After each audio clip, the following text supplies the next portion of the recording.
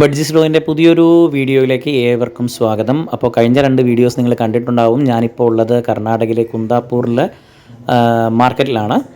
മാർക്കറ്റിൽ വന്നിരിക്കുന്നത് മറ്റൊന്നുമല്ല, വീട്ടിലത്തേക്ക് ആവശ്യത്തിന് വേണ്ടിയിട്ടല്ല.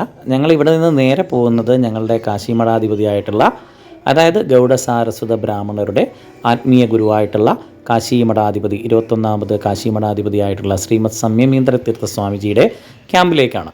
അപ്പോൾ അദ്ദേഹത്തിൻ്റെ ക്യാമ്പ് നടന്നു വരുന്നത് കർണാടകയിലെ ഉടുപ്പി ജില്ലയിലെ കുന്താപൂരിൽ കോട്ടേശ്വർ എന്ന സ്ഥലത്ത് വെച്ചിട്ടാണ്.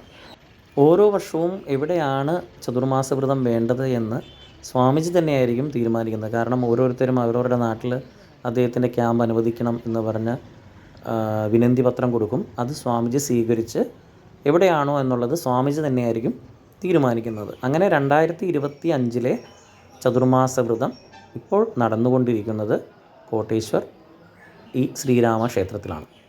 ഇവിടെ നമ്മുടെ സമുദായാംഗങ്ങൾ ഒരുപാട് പേരൊന്നുമില്ല, പക്ഷേ അവർ എല്ലാ ദിവസവും അവിടെ ഒത്തുകൂടുകയും വൈകുന്നേരങ്ങളിൽ എല്ലാ ദിവസവും എല്ലാവരും ഒരുമിച്ചിരുന്ന് ഭജന ചെയ്യുകയും ചെയ്യാറുണ്ട്. അപ്പോൾ അതിൻ്റേതായിട്ടുള്ള ഒരു പുണ്യസ്ഥലം അല്ലെങ്കിൽ ആ ഒരു പുണ്യപ്രവൃത്തി ചെയ്യുന്നത് കൊണ്ട് തന്നെ അവിടെ ഒരുപാട് നല്ല കാര്യങ്ങൾ നടക്കുന്നുണ്ട് എന്നുള്ളത് അവരുടെ അനുഭവത്തിൽ മാത്രമേ നമുക്ക് കണ്ടാൽ തന്നെ മനസ്സിലാകും അവരുടെ ആ ഒരു സൊസൈറ്റിയോടുള്ള ഒരു പ്രതിബദ്ധത എന്താണ് എന്നുള്ളത്. കാരണം അവരെല്ലാം പ്രാർത്ഥിക്കുന്നത് അവരുടെ കുടുംബം നന്നാവട്ടെ എന്ന് വേണ്ടി മാത്രമല്ല, എല്ലാ നാട്ടിലും സുഖം പ്രാപിക്കട്ടെ എന്ന് പ്രാർത്ഥിച്ചുകൊണ്ട് തന്നെയാണ് അവർ ഭജനയും കാര്യങ്ങളും നടത്തുന്നത്. ഇതാണ് അവരുടെ ഡൈനിങ് ഹാള്. അപ്പോൾ 24 മണിക്കൂറും അവിടെ ഫുഡുണ്ട് കേട്ടോ. ഈ നമ്മുടെ സ്വാമിജിയുടെ ചതുർമാസ ക്യാമ്പ് പ്രമാണിച്ച് അവിടെ ഓരോ മണിക്കൂറും ഫുഡ് മാറിക്കൊണ്ടിരിക്കും. 24 മണിക്കൂറും ഫുഡുണ്ട് എന്നുള്ളത് ഒരു പ്രത്യേകത. അതിനേക്കാൾ വലിയൊരു പ്രത്യേകത എന്ന് പറഞ്ഞാൽ ഓരോ മണിക്കൂർ അല്ലെങ്കിൽ ഒരു 2 മണിക്കൂറിൻ്റെ ഉള്ളിൽ അവിടെ ഫുഡുകൾ മാറിക്കൊണ്ടേയിരിക്കും. കാരണം ഞങ്ങൾ ഏകദേശം രാവിലത്തെ ബ്രേക്ക്ഫാസ്റ്റ് സമയത്താണ് അവിടെ എത്തിയത്. 9:30 9:30 ഞങ്ങൾക്ക് ലഭിച്ചത് ഇഡ്ഡലി, സാമ്പാർ, ചട്നി, ബജ്ജയൊക്കെ ആയിരുന്നു. ഒരു 11 മണിക്ക് വെള്ളം കുടിക്കാം എന്ന് പറഞ്ഞാൽ അവിടെ പോയപ്പോൾ അവർ ഫുഡ് കൊടുക്കുന്നുണ്ട്. ആ സമയത്ത് ഈ പറഞ്ഞ പോലെ സേമിയയുടെ ഉപ്പുമാവ്, അതുപോലെ ബജ്ജ, വേറൊരു ബജ്ജയാണ്. നേരത്തെ നമുക്ക് കിട്ടിയത് പച്ചക്കായയുടെ ആയിരുന്നെങ്കിൽ പിന്നീട് വേറെ ബജ്ജയായിരിക്കാം. അങ്ങനെ പല വെറൈറ്റി ടൈപ്സ് ഓഫ് ഐറ്റംസാണ് അവരവിടെ കൊടുത്തുകൊണ്ടിരിക്കുന്നത്. അത് വളരെ രസകരമായിട്ട് എനിക്ക് തോന്നിയത്, ഈ ഫുഡ് മാറുന്നതിനനുസരിച്ച് വിളമ്പുന്നവരും മാറുന്നുണ്ട് കേട്ടോ. അവിടെ കൂടുതലും വനിതാ സംവരണം തന്നെയാണ്. നമ്മൾ വനിതകൾക്ക് സംവരണം കൊടുക്കണമെന്ന് പറയുമ്പോൾ അവിടെ വനിതകൾക്ക് തന്നെയാണ് സംവരണം കൊടുത്തിരിക്കുന്നത്. വിളമ്പാനാണെങ്കിലും ശരി, എല്ലാ കാര്യങ്ങൾക്കും അവിടെ മുന്നിലാണ്. ഇപ്പം നമ്മൾ കണ്ടുകൊണ്ടിരിക്കുന്നത് അവിടെ നടക്കുന്ന മറ്റൊരു പ്രൗഢഗംഭീരമായിട്ടുള്ള ഒരു കാര്യമാണ്. നമ്മുടെ ശ്രീമദ് സുധീന്ദ്ര തീർത്ഥ സ്വാമിജി അദ്ദേഹം സമാധിയായി. അദ്ദേഹത്തിൻ്റെ 100ാമത് ജന്മ നക്ഷത്ര ഉത്സവമായിട്ട് ആഘോഷിക്കുന്നുണ്ട്. അതിനോടനുബന്ധിച്ച് കോട്ടേശ്വറിൽ ശതദിന, അതായത് 100 ദിവസം കണ്ടിന്യൂസ് അഖണ്ഡ ഭജനയാണ് കേട്ടോ. ഈ 100 ദിവസവും ഒരിക്കലും അവിടെ ഖണ്ഡം വരാതെ അഖണ്ഡമായിട്ട് ഭജന നടന്നുകൊണ്ടിരിക്കുകയാണ്. അപ്പോൾ അതിനും സത്യം പറഞ്ഞാൽ തിരക്കാണ് കേട്ടോ. ഓരോരുത്തർ ക്യൂ പാലിച്ചുകൊണ്ട് നിൽക്കുകയാണ്, ഞങ്ങൾക്ക് അടുത്ത ഇത് വേണം എന്നുള്ളത്. ഈ 100 ദിവസവും അവിടെ ഫില്ലായി എന്നുള്ളതാണ്. അതിലും മേലെ ആളുകൾ ഇപ്പോൾ ക്യൂ ആണ്. ആരെങ്കിലും മാറിയിട്ടുണ്ടെങ്കിൽ അല്ലെങ്കിൽ ആരുടെങ്കിലും ഡിസ്മിസ് ആയിട്ടുണ്ടെങ്കിൽ അവർക്ക് തരാം എന്നുള്ളൊരു എഗ്രിമെൻറ്റിലാണ് അവിടെ ആളുകൾ നിൽക്കുന്നത്. അതൊക്കെ കാണുമ്പോൾ വളരെ സന്തോഷം. ഇത് യജ്ഞശാലയാണ്. സ്വാമിജിയുടെ ചതുർമാസ വ്രതവുമായിട്ട് ബന്ധപ്പെട്ടുകൊണ്ട് ആദ്യ സമയങ്ങളിലൊക്കെ ഹവനങ്ങളും മറ്റും ഒക്കെ നടക്കാറുണ്ട്. അതിനു വേണ്ടിയിട്ടുള്ള യജ്ഞകുണ്ഡമാണ് അത്.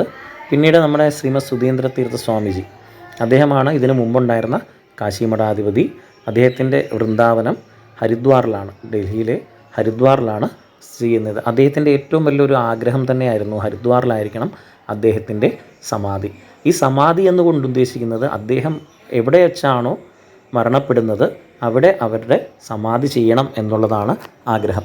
അങ്ങനെ ശ്രീമദ് സുധീന്ദ്ര തീർത്ഥ സ്വാമിജിയുടെ വലിയൊരു ആഗ്രഹമായിരുന്നു ഹരിദ്വാറിൽ സമാധി വേണം. അങ്ങനെ അദ്ദേഹത്തിൻ്റെ അവസാന സമയത്ത് ഹരിദ്വാർ കൊണ്ടുപോവുകയും അവിടെ സമാധിയാകുകയും ചെയ്തു. നമ്മുടെ ഇപ്പോൾ ഈ കാണുന്ന കാശിമഠത്തിൻ്റെ പ്രൗഢിയൊക്കെ അദ്ദേഹം വന്നതിന് ശേഷം നടന്നതാണ്. അപ്പോൾ നമ്മുടെ ശ്രീമദ് സംയമീന്ദ്ര തീർത്ഥ സ്വാമിജി അദ്ദേഹത്തിൻ്റെ പൂജാകാര്യങ്ങൾ തുടങ്ങുന്നതിന് വേണ്ടിയിട്ട് പൂജാ റൂമിലെത്തിയിട്ടുണ്ട്. അപ്പോൾ ഞങ്ങൾക്ക് അവിടെ ഉൽപ്പോ സമർപ്പിക്കണം. അപ്പോൾ സ്വാമിജിയുടെ അനുവാദം വാങ്ങിച്ചിട്ട് വേണം ഉൽപ്പോ സമർപ്പിക്കാനായിട്ട്. അപ്പോൾ സ്വാമിജിയെ കണ്ടു, അനുവാദം വാങ്ങി. ഇനി നേരെ ഉൽപ്പോ എന്ന ചടങ്ങാണ്. അതായത് അവിടെ മഠത്തിലേക്ക് ആവശ്യമായിട്ടുള്ള സാധന ദ്രവ്യങ്ങൾ, സാമഗ്രികൾ സ്വാമിജിയുടെ ഭഗവാന്റെ മുന്നിൽ സമർപ്പിക്കുക എന്നുള്ളതാണ്. അപ്പോൾ ഞങ്ങളെല്ലാവരും അതിന് വേണ്ടിയിട്ടാണ് നമ്മൾ ആദ്യം വീഡിയോ കണ്ടത്. കുന്താപ്പൂർ മാർക്കറ്റിൽ പോയിട്ട് അത്യാവശ്യം വേണ്ട സാധനങ്ങളെല്ലാം ഞങ്ങൾ വാങ്ങിച്ചു, സ്വാമിജിയുടെ മുന്നിൽ സമർപ്പിക്കും. അപ്പോൾ ഇപ്പോൾ കിട്ടുന്ന ഒരു അനുഭൂതി എന്ന് പറഞ്ഞാൽ വല്ലാത്തൊരു അനുഭൂതിയാണ്. കാരണം നമ്മുടെ കൈകൊണ്ട് അവിടെ ഒരു സമർപ്പണം. നമ്മുടെ ഉത്സവങ്ങളിൽ, നമ്മുടെ അടുത്തുള്ള ക്ഷേത്രങ്ങളിലാണെങ്കിൽ പോലും നമ്മൾ ഉൽപ്പോ എന്ന് പറഞ്ഞ് ചെയ്യാറുണ്ട്. എന്താണ്?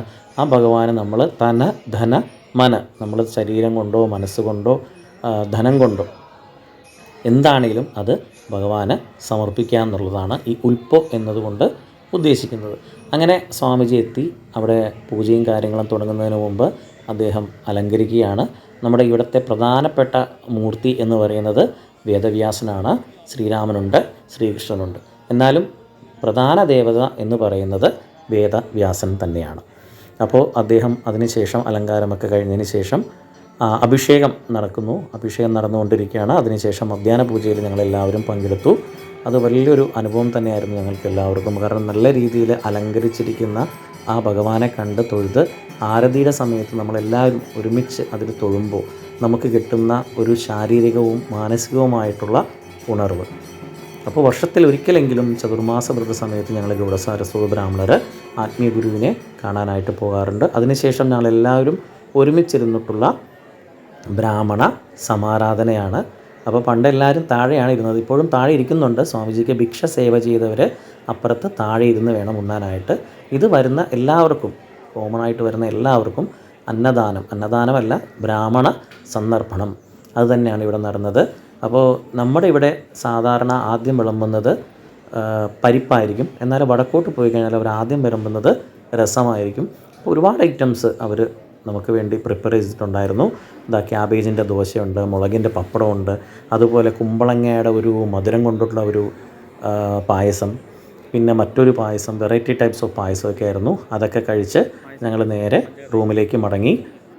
ബാക്കി വിശേഷങ്ങൾ അടുത്ത വീഡിയോയിൽ കാണുന്നവരേക്കും ബായ്.